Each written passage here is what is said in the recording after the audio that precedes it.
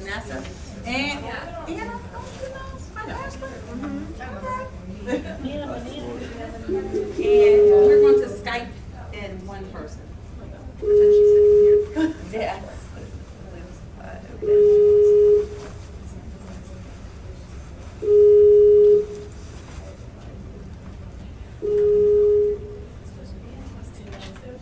We're going high tech. Nice. Look, Alex. We're going high tech. Nice. Hey. Awesome. She's still at school.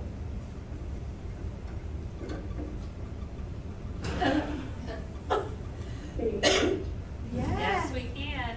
Okay. Okay. I'm gonna start.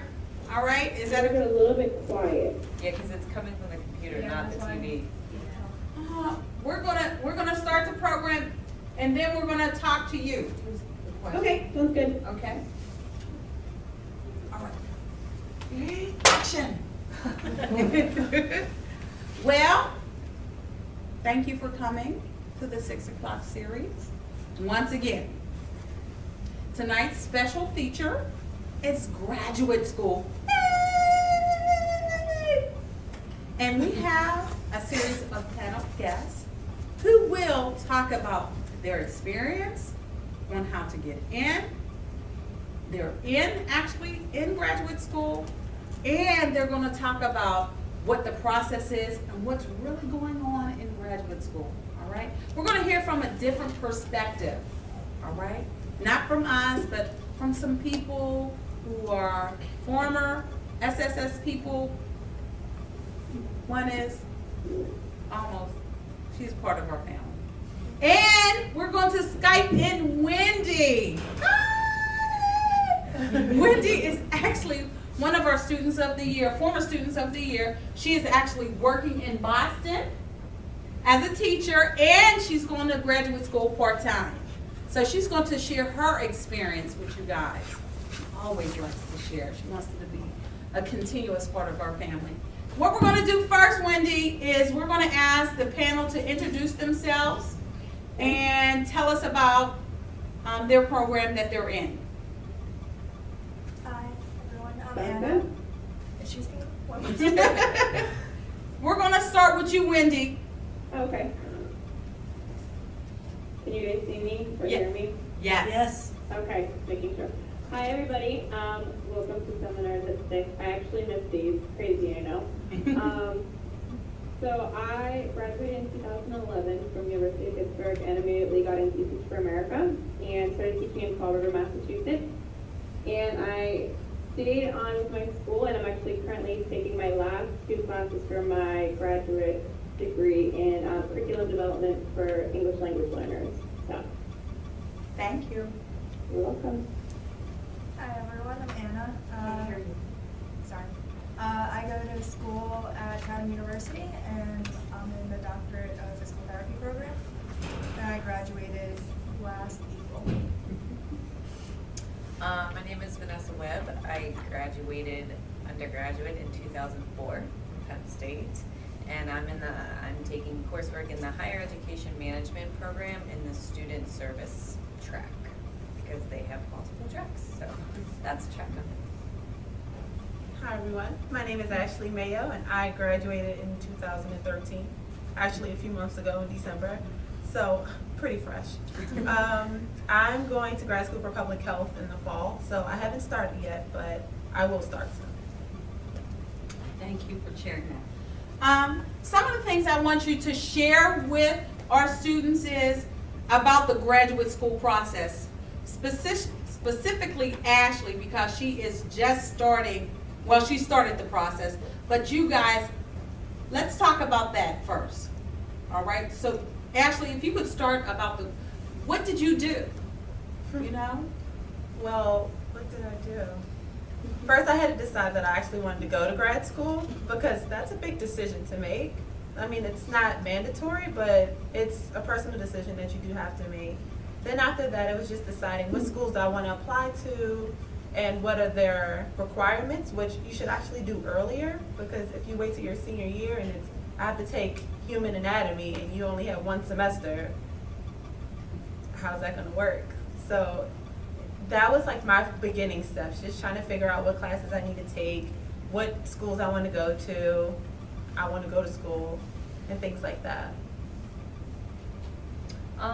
For me, I had started taking coursework about a year after I had graduated in 2005. I went back to Penn State, and honestly, I really wasn't prepared. I didn't do any background. I kind of just saw the program and decided, well, I'll take non-degree courses and then be accepted into the program, and you know, that was it. I thought it was easy. I just wasn't prepared for the fact that it's not easy. You need to, as she's saying, you really need to make that decision of you really want to go and be able to dedicate your time to it.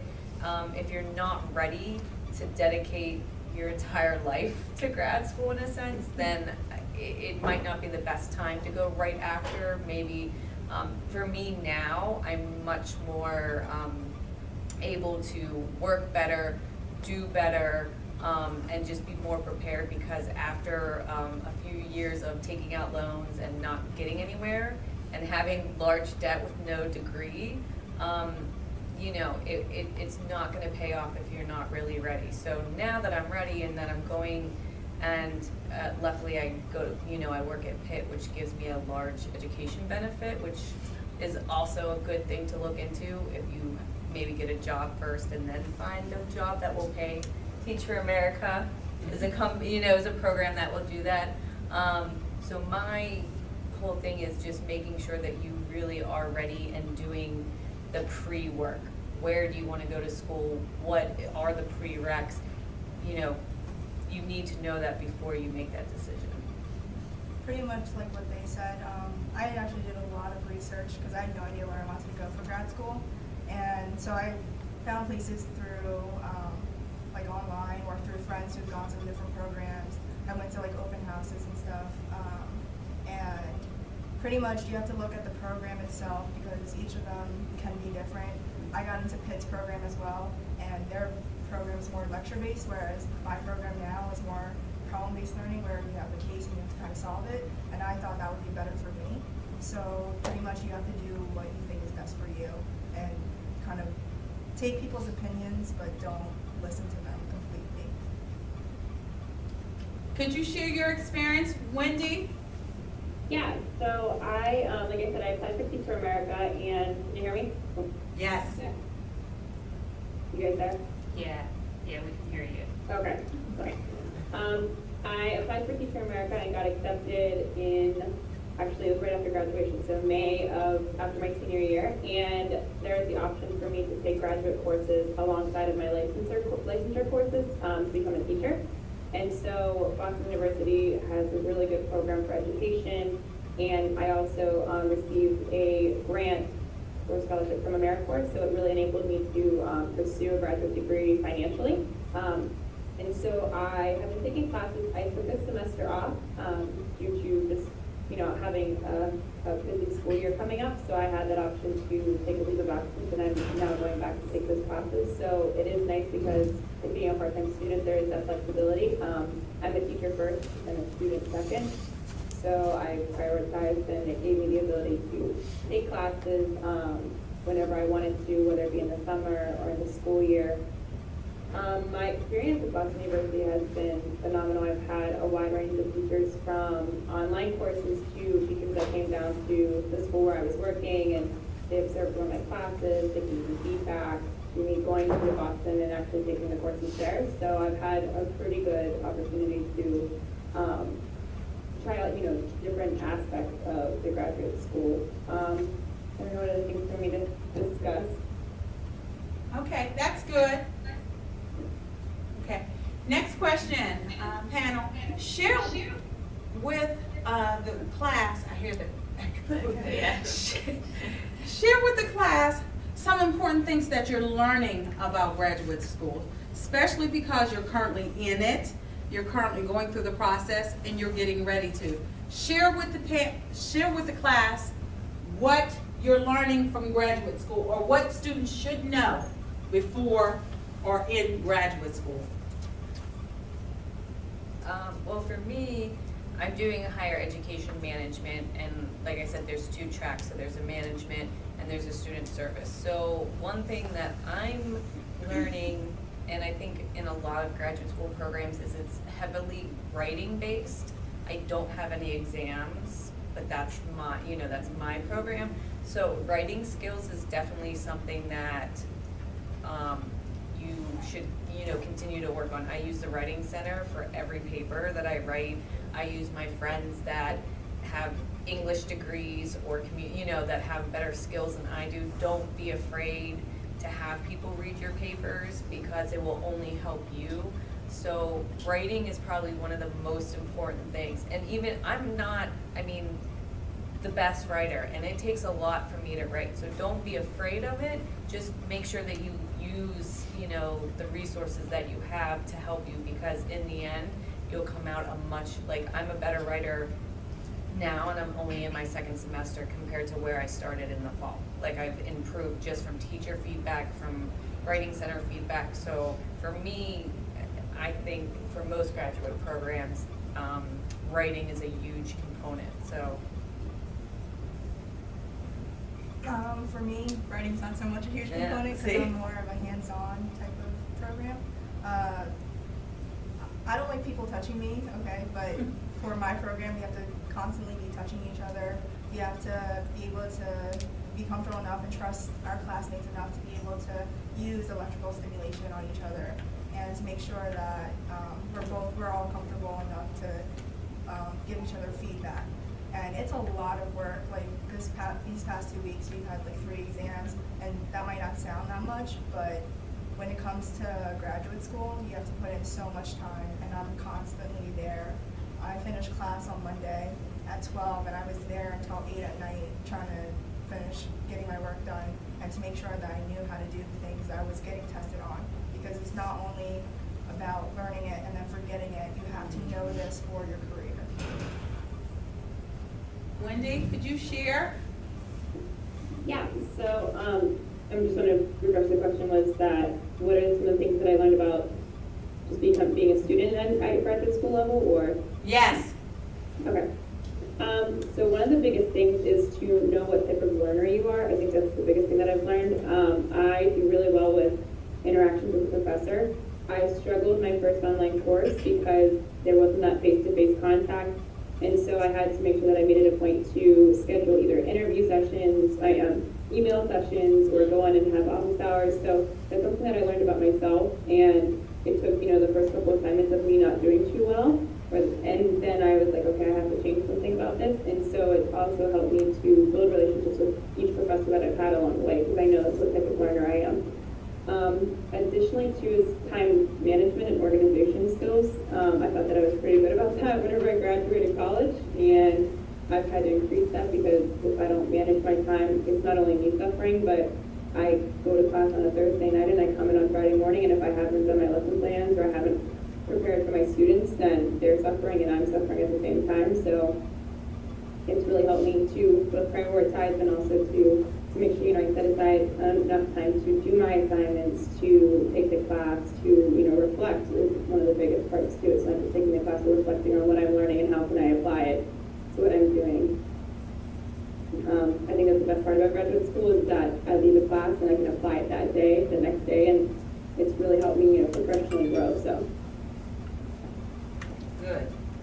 Are there any questions right now? If you have any questions, please just raise your hand throughout I don't want you to think it's just a lecture style. We do want you to ask questions. So if there are no questions, I'm going to move on. Let's back up. Let's talk about the admissions process of graduate school and what that looks like, or what should students expect.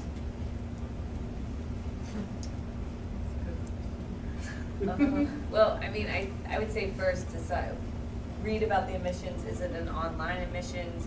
Is it a paper-based admissions?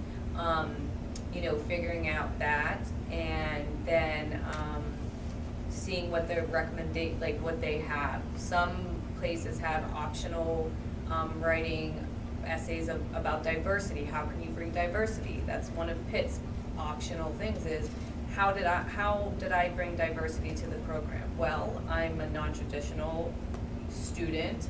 I have ADD, but I'm able to overcome that, and I've graduated from college and I've been successful in my, professional career, things like that. So you kind of want to think about that, and also making, as she was saying, making relationships with your professors now, because letter of recommendations I feel are really important.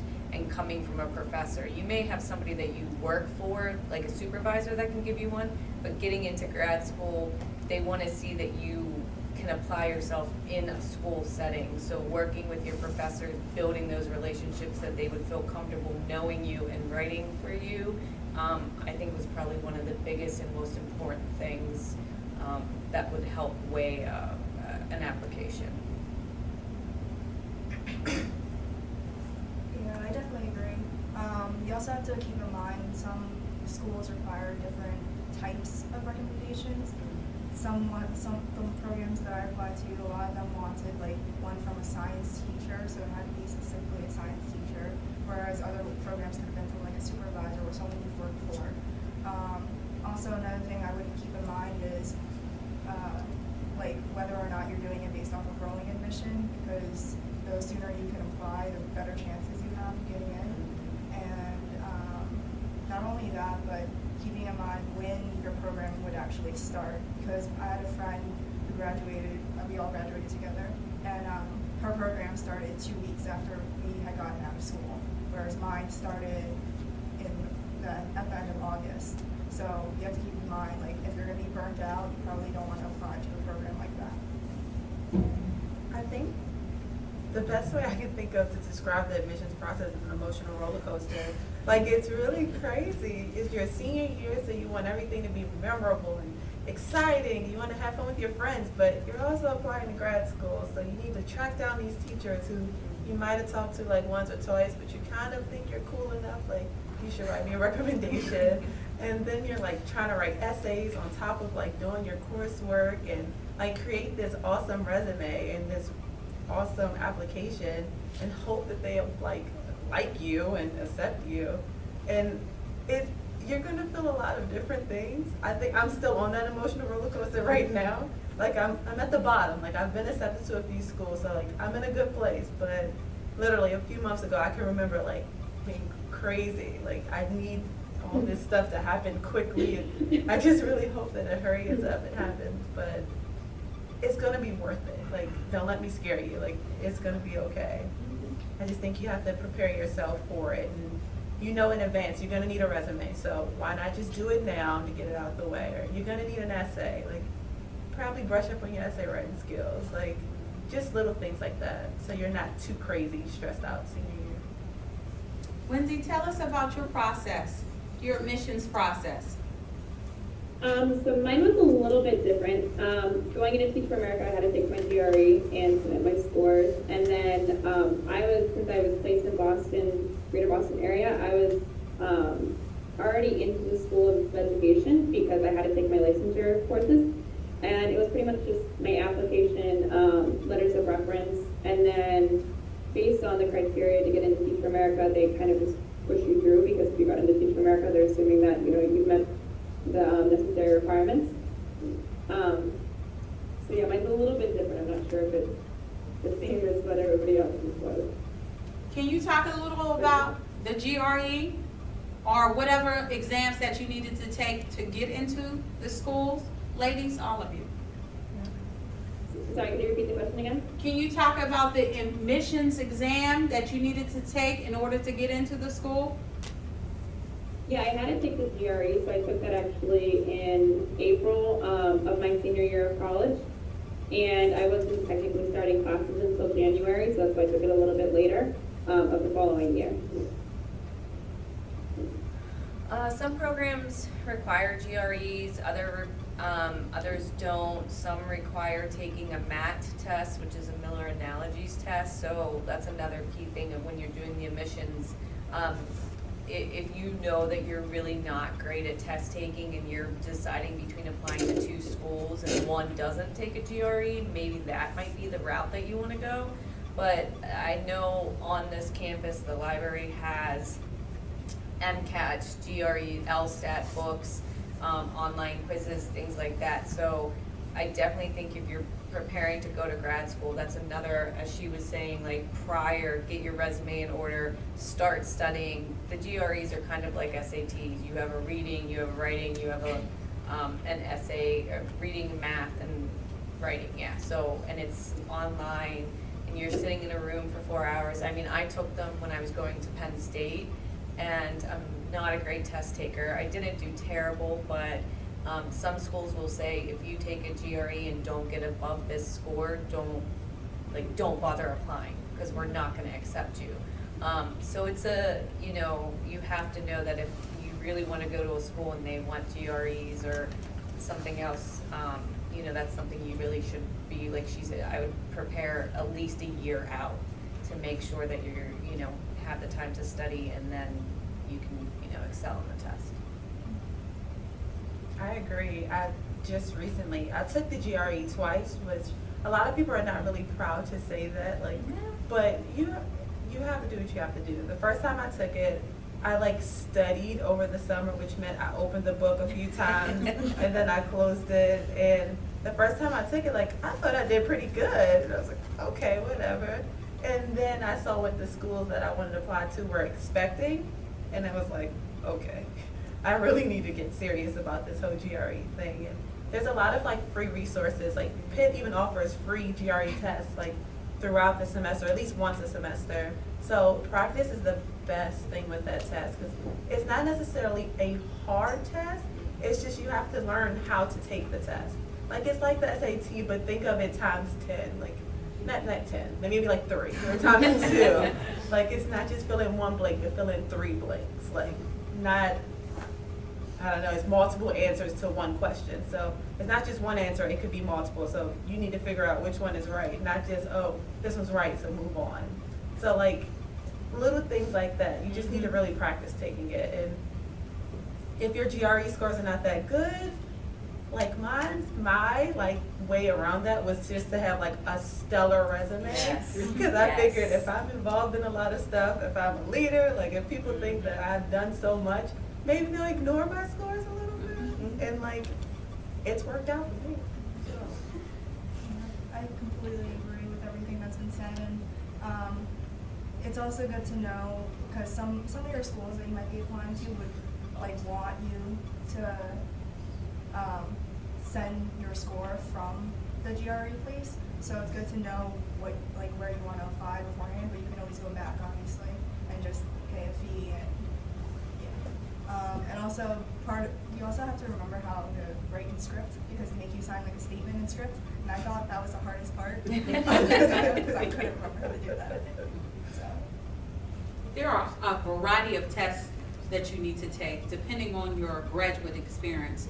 If you're thinking of going on to get a business degree, you might have to take the GMAT. If you're thinking about going on to medical school or dental school, you might have to take the DAT, or law school, the LSAT. There are a variety of tests. You need to be aware of what that test is in the standard for that specific school, okay? We do have that material available in SSS. So don't fret if you can't get a hold of it. We do have it available in a limited amount here at our program. My next question is focused around cost of going to graduate school. Cost. Tell us about your experience. Well, I'm an out-of-state student, so I'm from New York originally, and I went to Pitt for my undergrad, and that was a lot of money. So I'm in debt, yay. And then I went to Chatham, I got in, and actually my tuition is less than what I was paying at Pitt, so you might want to think about that too. But you have to take out loans, obviously, and work, and cut down some of your costs. Don't go out as much, maybe. But, yeah. Do you have a question? Yeah, I know for undergrads, sometimes getting loans is a pain because undergraduate students oftentimes don't have credit. Are they as hard to get at your level? I don't believe so. I'm not taking out any loans currently because I'm pretty much paying but some of my friends have taken out loans, and I believe that you probably just need a co-signer, and then you can take out a private loan. Or you can go through like financial aid, like you'll still get financial aid as a graduate student. You probably might just not get as much as you would have gotten as an undergrad, but yeah. For me, I'll tell you some things that I've gone through. Private loans, they can help you, but I would suggest every other alternative prior to using a private loan.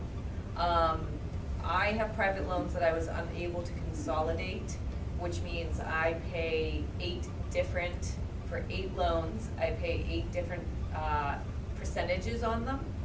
And they range from 3% interest to 7.5% interest. They're 15-year loans, so my payments are large.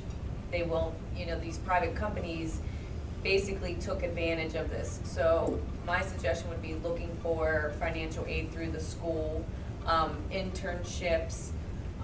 If you have to, get a job, in any department. If you wanted to go to Pitt and you could get a job in facilities, do that. If you can get a job at a university that you kind of want to go to school there, because schools give education benefits. I mean, Pitt pays 90% of my tuition. So I basically can pay out of pocket instead of having to take out more loans. But they are more available, you want to research the companies, Sallie Mae,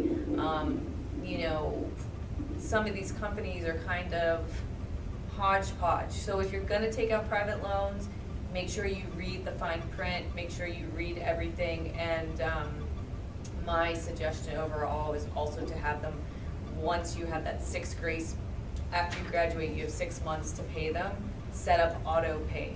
And then you don't have to remember. It just comes out of your checking account every month, and it makes it much easier, and it doesn't make me as sad when I would have to write out a check for the large amount that I do. But yeah, so loans are definitely available, but your school has a ton of stuff.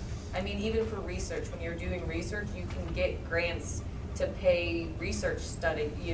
If you're surveying students, I could get money to pay you guys to take surveys for me. It's out there, you just have to, again, it's another step of researching and doing work, hitting the pavement running, basically. I would agree with that. I don't know about anybody else, but I'm a big fan of free money. I like when people give me things to go to school, like scholarships, like Yes. Miss Lisa knows, I am a big proponent of that. So if I don't have to pay for grad school, I'm not. And like you mentioned, there are so many opportunities out Yeah. there. I'm actually going to share just like a few. Assistantships are really big, where basically you work for maybe like 20 hours a week, but they help pay for a certain amount of tuition for you. Like for one school I'm applying to, I'm going to be a dance assistantship where I applied to be one, and they're going to pay 8 credits and give me $1,000 a month just to work 20 hours a week, which is 4 hours a day. Like, doesn't that sound decent? Like, that's nothing. And I still can go to school, like what, I don't see what's wrong with that. That's easy. I can do that for you. And just like, there's so many other opportunities like that. Like RAs, you can be that in graduate school too. Even though that's a little bit more of a, that's a little bit more of a commitment to make, but free housing, maybe even a meal plan, like that, it makes a difference. Like, and also businesses, if you're in like a city that has a lot of businesses and they might offer scholarships, and schools offer scholarships. And if you are an employee of the university, like you mentioned, that's also really big. I'm an employee now at the university because I thought that I wanted to go to Pitt for grad school, and I figured I might as well get in now so they can like help me pay. But I don't know if I'll go to Pitt, but still, it's good to just like set it up just in case. Like I did decide to go here, I can have it together and get my free money. Wendy, can you share your experience regarding cost for graduate school? I know that you're in a program, but can you share your experience? Yeah, like the financial aid process? Yes.